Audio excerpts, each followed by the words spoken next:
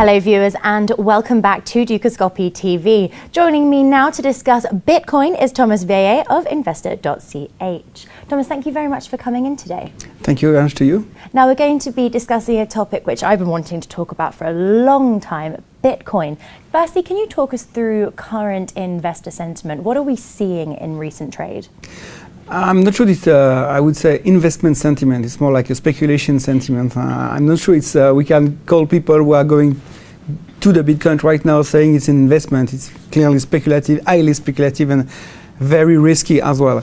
And the sentiment is that it's getting crazy. We are clearly like in a manic phases. Everybody is talking about that. It's clearly the buzz in the market. It's a buzz on the internet. Everybody is speaking only about that. If you follow closely the financial market right now, people are just talking about Bitcoin. What shall we do? What's the future of Bitcoin? Is there any future? Is it a bubble or not? So the sentiment is very wide. People who are very scared and people who are very confident that's going to be the future. The biggest problem right now is to put a price on that money. I mean, basically, it's a new currency. If it is, maybe it will disappear in the next, I don't know, 2 years. But if it's here for staying for a long time, the question is what's really worse? There is no regulation. There is no government behind that. There is like a huge uncertainty about this currency, and that's basically why, and because the sentiment is very wide, and people are very doubtful about what could be the future. Personally, I'm very scared, and I really do think it's a bubble. Interestingly, one of the love affairs that almost appears to have shown up is between China and Bitcoins, as Chinese investors are continuing to pour money into this alternative investment. What, in your view, has spurred China on to become Bitcoin's largest market? The fact about China is, first of all, Baidu, the Chinese Google, just came out last week and saying they're going to accept Bitcoin as a currency for payment on the website. So that's the first point. People are able to buy Bitcoin and do something with that, because it's not always easy to do something with your Bitcoins. And that's the first point. The second point is like an alternative to the US dollar. People thinking, they think, okay, maybe it's a solution to put aside a little bit more the US dollars. So that may be also something. But there is one problem about the Bitcoins. There will be 21 million Bitcoins in the world, and that's it. They cannot be more. They cannot create more money. If I understood clearly about what I read about the Bitcoin, it's like a cryptographic algorithm who are producing Bitcoins regularly, and you won't have more than 20 million Bitcoins in the world. So basically, if 1 billion people in China are starting to invest in Bitcoin or to buy Bitcoins, I mean, there will be a lots of bid in the market, and the price will go like crazy. I don't know if it's a love affair. I think that Chinese right now in the financial market are clearly more aggressive and more speculative than we are in Occident side of the world, and that might be also one of the reasons why it's getting crazy now. So if we consider then, as you've said, that the Bitcoin is starting to act as an alternative investment to the US dollar, how much higher realistically do you see this going? And again, what are going to be the drivers pushing that, not just in China, but globally? To give you a clear answer about that, it's like if you ask me the 5 number of the next Euro millions, I got no clue. That it's a bubble. If you take a look at the chart of the Bitcoin right now, you will see that the market was like very low volume for a few months or a year, and suddenly there is like peak of volume and increase of the price, and getting back and increase again and getting up again very sharply. We see that the recent days the market was like from 200 to 900 to back to 400 to 600. I mean, the move in the day are huge, and that's a biggest problem.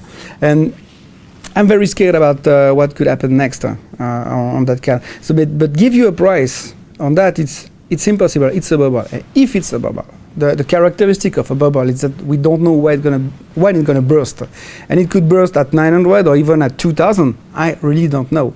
If tomorrow lots of people start to invest in Bitcoin and say because it's the new normal and the new place to be, and suddenly all the big hedge fund or whatever start to take position in Bitcoins, the price could go like ballistic. So give you a price and even an evaluation. It's not a company. It's a bubble. Well, this idea of sustainability of this upward trend is something I wanted to touch on. I mean, we saw a 20% decline in October when, following the shutdown of Silk Road by the US authorities. It is clearly still a volatile market. Yeah. Is Bitcoin at risk of a tulip trend, for example? It is. It is. There is a chart about the tulip mania that we put on our website, and you clearly see that there is different phases in bubble. And there is somewhere a place called the maniac phases, where the price is increasing very sharply, which is the case right now. And this phase is very difficult, it's very complicated to evaluate. So we know that it could go higher and higher.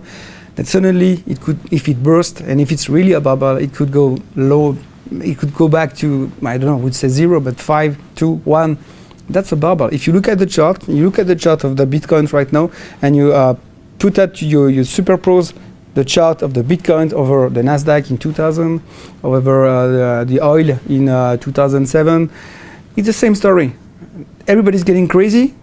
The price is going up, and then suddenly there is no more buyer. There is no more reason to push the price higher, and then it goes back, and everybody wants to get out to the same door at the same time. It's very symptomatic. That's what we experience in the market for the last 15 years. And what's very shocking right now is that people don't remember what happened for the last 15 years.